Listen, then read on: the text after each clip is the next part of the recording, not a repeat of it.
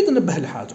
كاين ناس يجي يقول لك وكبده تاعي واني خايف على روحي وكذا وهو في نفس الوقت يشرب 2 لترات 3 لترات تاع الكازوز. يا اخي العزيز، يا اختي العزيزه، اذا كنت حقيقه راك خايف على روحك، الحل قدامك.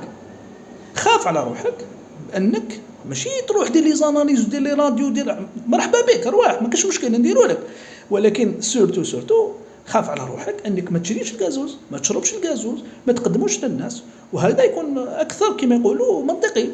ماشي نخاف من جهه من المشاكل اللي يديرهم لي شحمه في الكبده، وانا من جهه واحده اخرى راني كما يقولوا عاميها بالكازوز. قال لك كما يقول هذاك البيت الشعري: ترجو النجاة ولم تسلك مسالكها، إن السفينة لا تجري على اليبس.